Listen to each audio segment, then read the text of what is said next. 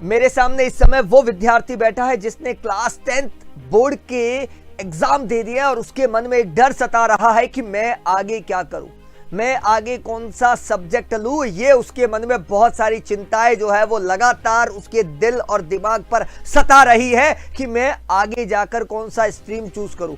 उसके सामने बहुत सारे ऑप्शन है, बहुत सारे विकल्प है और बहुत सारे लोग अलग अलग प्रकार की सलाहें दे रही है। पर मेरे विद्यार्थी जो है वो इस समय बहुत ज़्यादा घबराए हुए, बहुत ज़्यादा स्ट्रेस में, बहुत ज़्यादा तनाव में। इतना तनाव उन्हें बोर्ड एग्जाम देते हुए भी नहीं लगा जितना तनाव अब उन्हें लग रहा है कि कौन से स्कूल जाना है, कौन सा स्ट्रीम लेना है, मेरे लिए कौन सा सब्जेक्ट सबसे सही है, मेरे लिए कौन सा सब्जेक्ट सबसे ज़्यादा बेहतर है, आगे करियर में क्या क्या अपॉर्चुनिटीज़ मुझे मिलने वाली। ये सारी सवाल, ये सारी चीज़ें उसके मन में एक डर पैदा कर चुकी है। एक डर के साथ साथ बहुत सारी चिंताओं को सताने का एक बहुत बड़ा कारण, और रातों की नींद जो है ना वो आपकी अब हराम हो चुकी है दोस्तों। क्योंकि जैसे जैसे दिन घटते जा रहे हैं, जैसे जैसे दिन घटते जा रहे हैं, जैसे जैसे 10th बोर्ड का रिजल्ट बिल्कुल नजदीक आता जा रहा है, वैसे वैसे सब्जेक्ट को लेकर भी चिंताएं बढ़ती जा रही है और रिजल्ट को लेकर जो दिल की धड़कनें हैं वो भी लगातार बढ़ती जा रही है। ऐसे मेरे विद्यार्थी जो है ना, जिनके मन में ये तमाम प्रश्न जो है वो लगातार घूम रहे हैं कि क्या करें, 10th के बाद कौन सी स्ट्रीम को सेलेक्ट करें। ऐसे मेरे जो विद्यार्थी इस समय जो मुझे देख रहे हैं, मुझे सुन रहे हैं, उन्हें अब घबराने की जरूरत नहीं है दोस्तों, क्योंकि उनकी सारी चिंताएं, सारे टेंशन और उनके सारे सवाल, उन सभी सवालों के जवाब जो है वो मैं आज देने के लिए आपके साथ, आपके बीच हूं। आपका भाई, आपका मेंटोर संदीप सर आपके साथ है दोस्तों। जो आपके जितने भी सवाल जो आपके मन में है दोस्तों, उन सारे सवालों के, उन सारी चिंताओं की आज उस टेंशन को बिल्कुल जो है वो दूर कर देंगे। घबराने की आज आपको आवश्यकता नहीं है दोस्तों।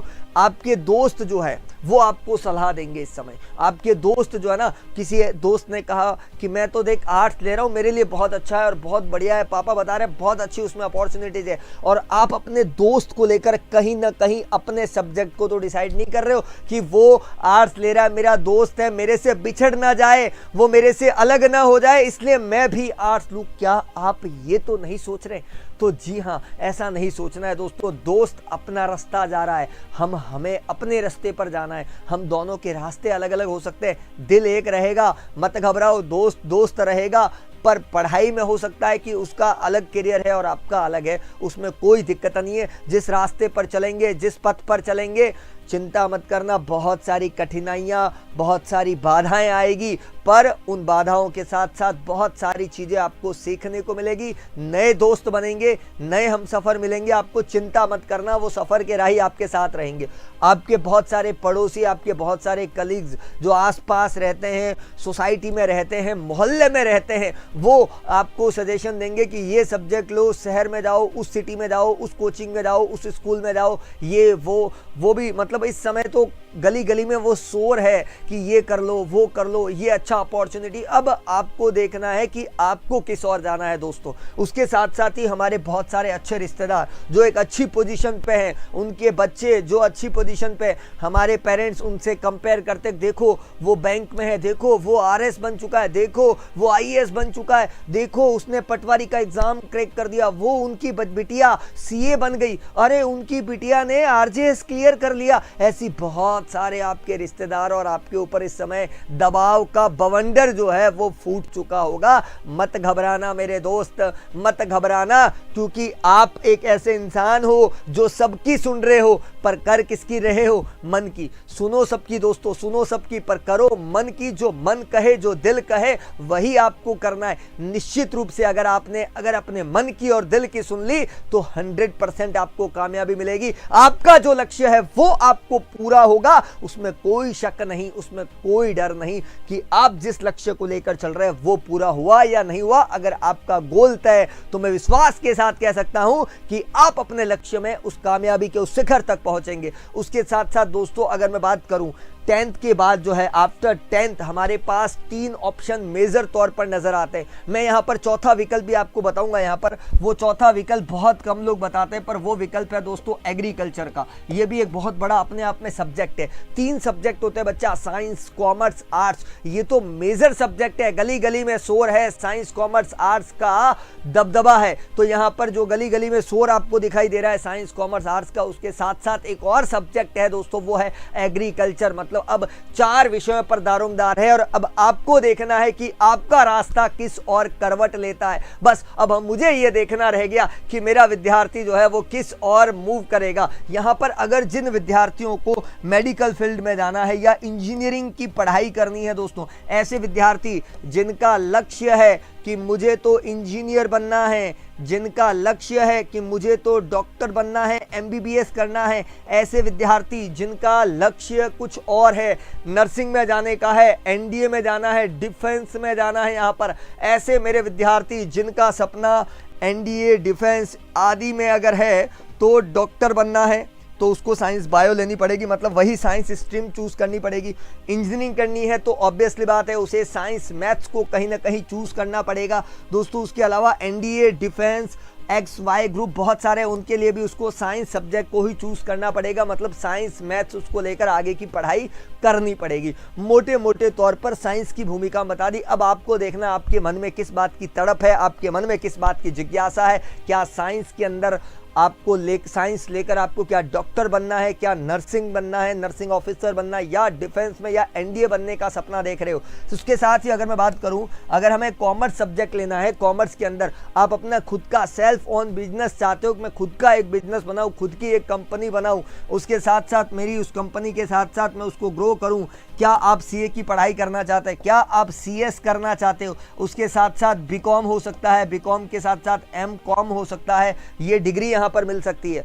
पर मेजर यहाँ पर सीए और सीएस जो है, 2 तरह की चीजें यहाँ पर दिखाई दे रही है। अगर आपका सीए बनने का या सीएस बनने का सपना है तो आप कहीं ना कहीं कॉमर्स विषय के बारे में सोच सकते हैं। आप अपना बिजनेस अगर ग्रो करना चाहते हैं, आप अपनी कंपनी को अगर ग्रो करना चाहते हैं और आपको लगता है कि मैं मेरे जीवन में खुद का बिजनेस खुद ही क्रिएट करके खुद ही उसको सेटल करूंगा, तो ये आपके लिए बेहतर सब्जेक्ट हो सकता है दोस्तों। उसके अलावा अगर मैं आर्ट सब्जेक्ट की बात करूं, आर्ट सब्जेक्ट जिसको हिंदी में कला कहा जाता है, जैसे साइंस को विज्ञान कहा, कॉमर्स को वाणिज्य कहा, उसी प्रकार से आर्ट सब्जेक्ट जिसको कला कहा जाता है। ये कला मतलब बहुत सारे आर्ट्स के अंदर इतने ज़्यादा सब्जेक्ट होते हैं, कल्पना ही नहीं की जा सकती है। पर हिस्ट्री, पॉलिटिकल, जियोग्राफी का तो अपना ही ऑरा है, पर उसके साथ साथ ऐसे बहुत सारे सब्जेक्ट जैसे बच्चे म्यूजिक, ड्राइंग ये भी लेते हैं परसेंटेज बनाने के लिए, होम साइंस वगैरह, इतने सारे सब्जेक्ट जो है, जियोग्राफी, इकोनॉमिक्स, कंप्यूटर, मैथ्स, बहुत कुछ मिलता है दोस्तों। आर्ट्स वो सब्जेक्ट है जिसके पास सब्जेक्ट्स की लंबी गैलरी है, बहुत लंबी गैलरी है। टक टक टक टक करते करते